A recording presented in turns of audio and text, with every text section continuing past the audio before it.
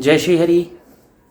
बंधुओं, आज का विषय है कि एक टिप्पणी आई हमारे चलचित्र पर और वो बालिका ने कुछ ऐसे शब्दों का भी प्रयोग किया जो उसे उसकी आयु के अनुसार नहीं करना चाहिए था। और बोलना भी हमारे सनातन धर्म में बोलने की एक मर्यादा होती है, पर वर्तमान युग में पता नहीं युवाओं को क्या होता जा रहा है कि वो अपने से बड़ों को भी कुछ नहीं गिनते। और हमने देखा है कि 5, 7, 10 वर्ष बड़ा हो कोई उनसे तो उन्हें तो कुछ गिनते ही नहीं और उनका नाम लेकर पुकारते हैं। तो इसका बहुत बड़ा कारण एक तो पाश्चात्य संस्कृति का हमारे द्वारा पालन है। आजकल के कार्यालयों में पाश्चात्य संस्कृति का ही पालन करना सिखाया जाता है और नाम लेके ही बोला जाता है सामान्यतः। तो ठीक है, उसने ऐसे बोला और मेरे को नाम नहीं लिया, पर कुछ ऐसी बात बोली जो उसकी आयु के अनुसार उसको मर्यादा अनुसार बोलनी थी। और फिर दूसरा, ये जो आर्य समाज नामक कीड़ा संसार में व्याप्त हो गया है, इसने जो सनातन धर्म के विरुद्ध सनातन धर्म का नाश करने की ठान ली है कि अमुक स्थान पर ऐसा लिखा है, श्री कृष्ण रासलीला करते थे, देवराज इंद्र तो लट्टू हो गए थे, वो तो व्यभिचारी थे, ब्रह्मा जी अपनी स्त्री पर लट्टू हो गए थे, शंकर भगवान नग्न हो गए थे और वीर्यपात करने लगे थे, उन्होंने श्री कृष्ण जी ने अपनी मामा की लड़की से विवाह कर लिया था, पृथ्वी को चटाई की भांति लपेट लिया था। हालांकि इनमें से इस प्रकार के और रथ जो है, रथेन वायु वेगेन जगाम गोकुल प्रति, वायु के वेग से रथ गोकुल में जाके पहुंच गया। तो ये सब जो इनकी बातें हैं उनमें से कुछ तो झूठ निकलती हैं जब हम शास्त्रों का अध्ययन करें, और कुछ ऐसी निकलती हैं कि जिसमें संदेह होना स्वाभाविक है क्योंकि हमारी सामान्य बुद्धि वहां तक नहीं पहुंच पाती। तो आज का विषय हमने गोपियों पर रखा है, रासलीला, गोपियों, श्री कृष्ण की रासलीला। अब रासलीला क्या है? रासलीला सीधे शब्दों में, अधिक तो नहीं कहेंगे, सीधे शब्दों में बात यह है कि आत्मा का परमात्मा से मिलन है।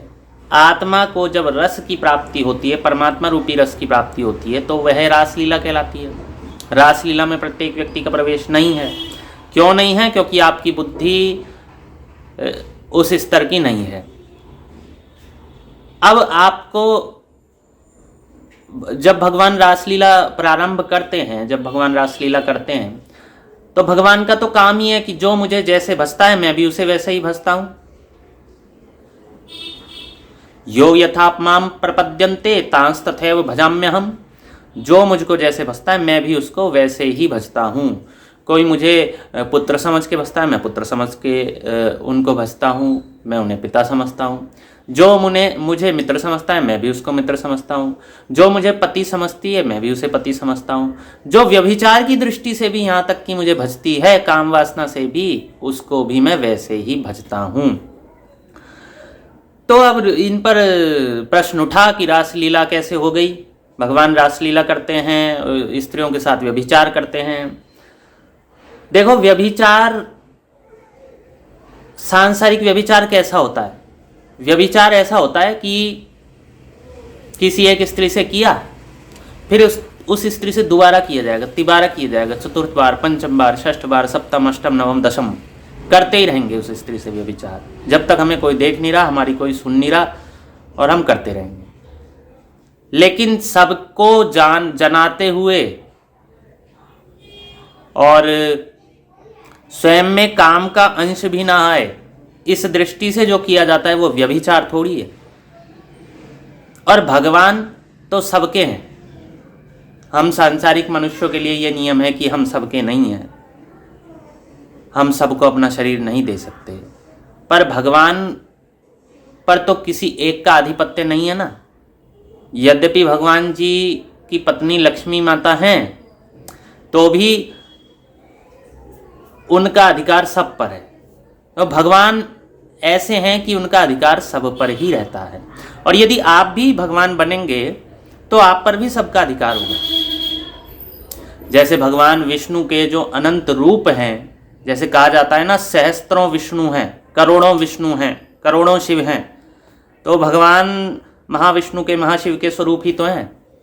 तो वो भी तो आप में से ही लोग बनते हो जाके, जब अच्छे कर्म करते हो। तो यहाँ तक कि उनके इस प्रकार के स्वरूप भी सबके लिए हैं, उनसे प्रेम कर सकते हैं। वो किसी एक से बंधे हुए नहीं है कि मेरी पत्नी तो लक्ष्मी जी ही हैं, वही मुझे प्रेम करेंगी। नहीं, जैसे लक्ष्मी जी धन रूप में सबकी हैं, मात्र नारायण की नहीं है, इसी प्रकार भगवान विष्णु हर रूप में सबके हैं, मात्र लक्ष्मी जी के नहीं। तो भगवान के विषय में तो ये बात नहीं कही जा सकती कि व्यभिचार है।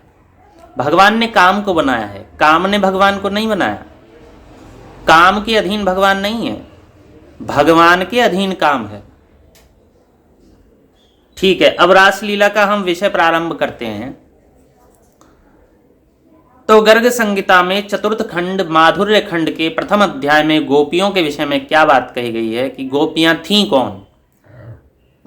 तो प्रश्नकर्ता प्रश्न करते हैं, राजा बहुलाश्व ने पूछा, हे मुने, श्रुति रूपा आदि गोपियों ने, आदि गोपी, आदि अर्थात प्रारंभ जब हुआ था तब की गोपियों ने, जो पूर्व प्रदत्त वर के अनुसार पहले ही व्रज में प्रकट हो चुकी थीं, पहले दिया गया था उन्हें कोई वर, इसलिए गोपियों के रूप में प्रकट हुई थी। व्यभिचार करने प्रकट नहीं हुई थी कि ऐसे ही मन कर गया, और उनको वर प्राप्त हुआ था। किस प्रकार श्री कृष्णचंद्र का उन्होंने साहचर्य पाकर अपना मनोरथ पूर्ण किया। हे महाबुद्धे गोपाल, श्री कृष्णचंद्र का चरित्र परम अद्भुत है, इसे कहिए क्योंकि आप परावर वेत्ताओं में सबसे श्रेष्ठ हैं। भगवान नारद जी ने कहा, क्या कहा हे विदेहराज, श्रुति रूपा जो गोपियां थीं वे शेषशाही भगवान विष्णु के पूर्व कथित वर से व्रजवासी गोपों के उत्तम कुल में उत्पन्न हुई थीं। भगवान विष्णु ने वर दिया था, तब वो व्रजवासी गोपों के उत्तम कुल में उत्पन्न हुई थी। आपको ये बात पता है कि जब राम जी त्रेता में आए थे तो राम जी से ऋषियों ने कहा था कि हे प्रभु, आप बहुत सुंदर लग रहे हैं, हम आपका चुंबन करना चाहते हैं। अब उन्होंने तो क्योंकि सुंदर लग रहे हैं, ऐसा नहीं कि वो काम विवल होकर ऋषियों ने कह दिया। ऋषि गेह नहीं थे कि उन्होंने काम विवल होकर कह दिया कि हम तो आपका चुंबन करना चाहेंगे, ऐसा कुछ नहीं। जब कोई बहुत सुंदर होता है और बहुत मलूक होता है, बहुत प्यारा भोला होता है, तो उसका चुंबन करने का मन करता है, प्रेमवश, ममतावश ऐसा मन करता है। अपने बच्चों का आप मुख चूमते हैं ना, माता अपने बच्चों का मुख चूमती है ना, बड़ी बहन अपने छोटे भाई का मुख चूमती है ना, छोटा भाई अपने बड़े भाई का मुख चूमता है। इसी प्रकार जब वो चूमते हैं तो क्या उनमें काम भाव होता है, काम विकार होता है? नहीं होता। तो जब राम जी का मुख चूमने की बात हुई तो राम जी ने कहा, हे ऋषियों, अभी मैं मर्यादा में हूं, पर मैं श्री कृष्ण अवतार जब लूंगा तो तुम्हारी ये इच्छा पूर्ण करूंगा। अच्छा, इस गर्ग संहिता में तो इनका इस बात का उल्लेख है ही, पूर्ण ऐसे उल्लेख नहीं है कि चुंबन वाला, पर हमने कदाचित ये चुंबन वाला उल्लेख कहीं पढ़ा था, अब हमें स्मरण नहीं, कुछ स्मरण है लेकिन उसमें हम देखना बहुत कठिन है, इतना समय नहीं हो पाता। तो एक तो तत्वार्थ रामायण और अध्यात्म रामायण अथवा वाल्मीकि रामायण, इन तीनों में से एक में मुझे लगता है ये बात कही गई है, और विषय वही होगा जब दंड अरण्य में अर्थात वनों में जब भगवान मिलने जाते हैं, उन्हीं के आसपास की ये घटनाएं उन्हीं सर्गों में अथवा उन्हीं अध्यायों में मिलेगा। जब वन में भगवान जाते हैं, वो जो वन का पूरा सत्र है उसमें ही ये मिलेगा। तो उन्होंने कहा कि श्री नारद जी ने कहा, हे विदेहराज, श्रुति रूपा जो गोपियां थी उन्होंने भगवान विष्णु के पूर्व कथित वर से व्रजवासी गोपों के उत्तम कुल में जन्म लिया। उन सब ने वृंदावन में परम कमनीय नंदनवन का दर्शन करके उन्हें वर रूप में पाने की इच्छा से, नंद नंदन का दर्शन करके वर रूप में उन्हें पाने की इच्छा से वृंदावनेश्वरी वृंदा देवी की आराधना की, और वृंदा देवी के वर से भक्तवत्सल भगवान श्री हरि उनके ऊपर शीघ्र प्रसन्न हो गए और प्रतिदिन उनके घरों में रास क्रीड़ा के लिए जाने लगे। एक दिन रात में 2 पहर व्यतीत हो जाने पर भी श्री कृष्ण उनके पास नहीं आए। तो भगवान का पूजन करके उन गोपियों ने पूछा कि प्रभु आप आज क्यों नहीं आए।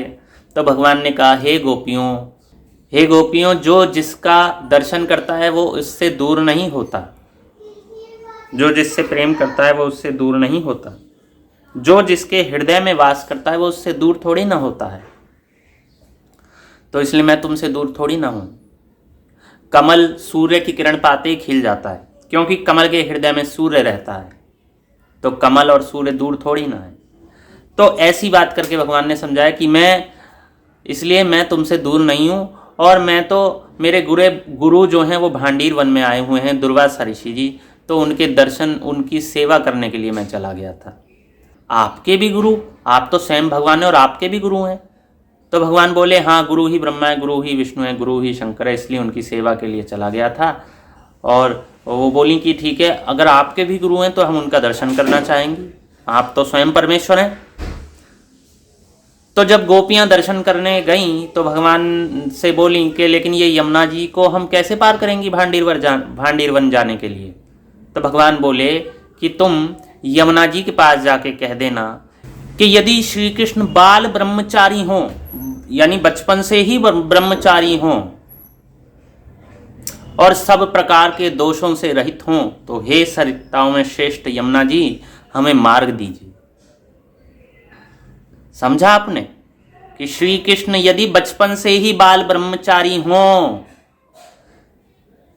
और सब दोषों से रहित हों, तो हे यमुना जी हमें मार्ग दीजिए। तो यमुना जी ने ऐसे ही गोपियों ने किया, यमुना जी ने मार्ग दे दिया। वहां पहुंच के दुर्वासा ऋषि से खूब प्रार्थना करी, आप हमारा भोजन लीजिए, हमारा भोजन लीजिए। सब लड़ने लगी आपस में।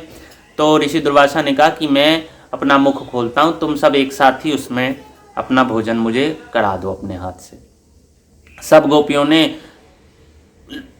लिखा तो ऐसा है कि कोटि भार के समान, करोड़ों भार के समान अपना भोजन, सबकी थालियां खाली हो गई। इतना भोजन दुर्वासा जी के अंदर मुख में डाल दिया और दुर्वासा जी खा गए।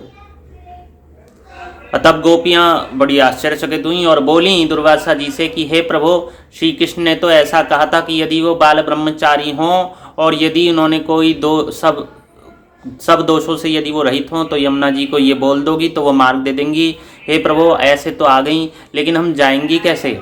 तो दुर्वासा जी पता है क्या बोले। दुर्वासा जी ने बोला कि यमुना जी से जाके कहना, यदि दुर्वासा मुनि केवल दूर्वा का रस पीकर ही रहते हों और कभी अन्न और जल न लेकर व्रत का पालन करते हों, तो हे सरिताओं में श्रेष्ठ यमुना माता, आप हमें मार्ग दीजिए। उन्होंने वहां जाके ऐसे ही करा और यमुना जी ने मार्ग दे दिया, वहां पहुंच गई। तो उस समय गोपियों के मन में संदेह हो गया।